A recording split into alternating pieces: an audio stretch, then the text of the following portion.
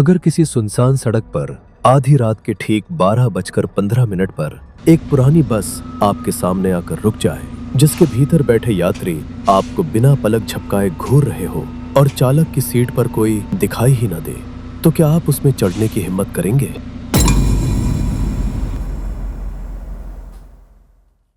देवगांव नाम का वो छोटा सा गांव दिन में जितना शांत और साधारण दिखाई देता था, रात के बाद उतना ही रहस्यमय हो जाता था।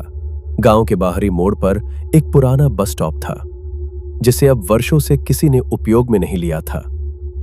करीब 20 वर्ष पहले उसी मोड़ पर एक भयानक दुर्घटना हुई थी। शहर से लौटती आखिरी बस रात के ठीक 12:15 पर अचानक अनियंत्रित होकर पलट गई थी।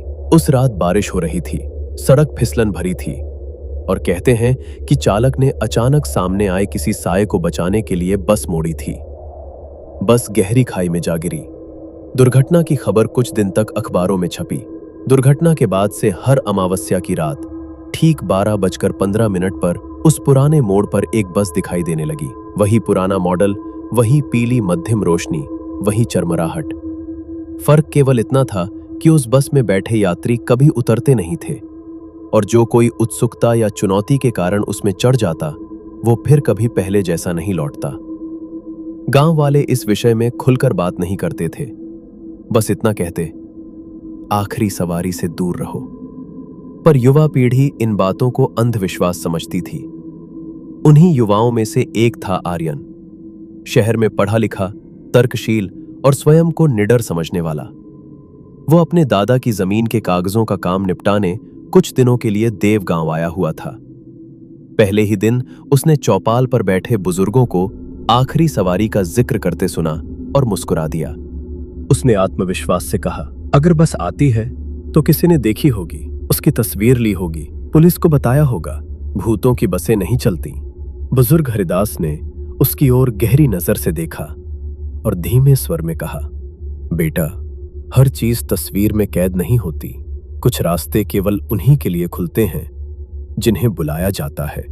यह वाक्य आर्यन के मन में अटक गया। उसी रात उसने तय किया कि वो सच्चाई का पता लगाएगा। अमावस्या की रात थी, आसमान पूरी तरह काला था।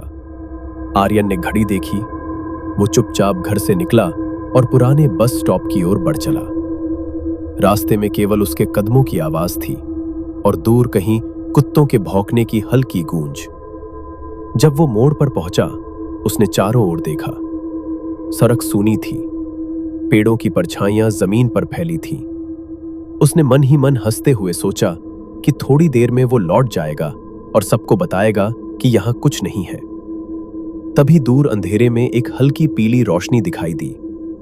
वो रोशनी धीरे धीरे पास आने लगी। कुछ ही क्षणों में स्पष्ट हो गया कि वो एक बस है। बस की गति धीमी थी, पर उसके पहियों की आवाज नहीं आ रही थी, जैसे वो सड़क को छुए बिना आगे बढ़ रही हो। वो आकर ठीक आर्यन के सामने रुकी। उसके दरवाजे ने अपने आप चरमराते हुए खुलने की आवाज की। आर्यन का दिल तेज धड़कने लगा, पर उसने स्वयं को संयत रखा। उसने सोचा कि यह अवश्य किसी का मजाक है या कोई पुरानी निजी बस। वो साहस जुटाकर भीतर चढ़ गया। बस के अंदर हल्की पीली रोशनी थी, सीटें पुरानी और फटी हुई थीं। उसने चालक की सीट की ओर देखा, पर वहां कोई स्पष्ट आकृति नहीं थी, केवल एक धुंधला सा साया जो स्थिर बैठा था। बस चल पड़ी। आर्यन ने पीछे की ओर देखा।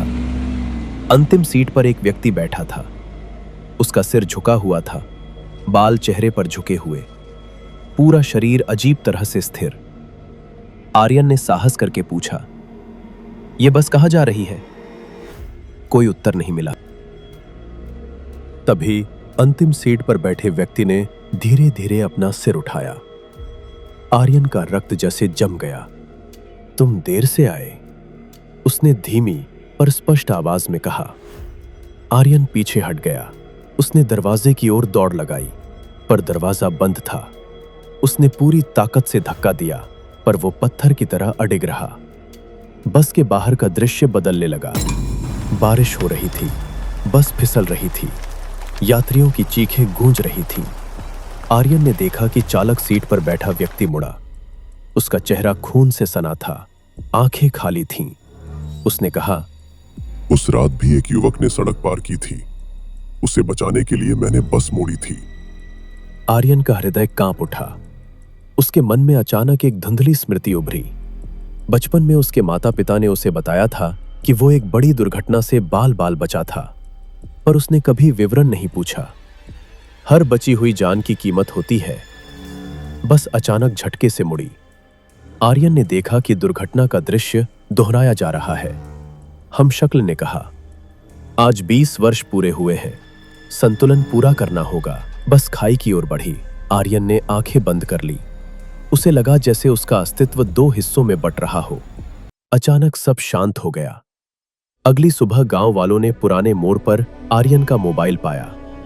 बस का कोई निशान नहीं था। आर्यन गायब था। गांव में किसी ने खुलकर शोक नहीं जताया, पर सबकी आंखों में एक मौन स्वीकृति थी। वे जानते थे कि आखिरी सवारी अपना काम कर चुकी है। उस रात 12:15 पर वही बस फिर मोड़ पर रुकी। इस बार अंतिम सीट पर एक नया चेहरा था, आर्यन का।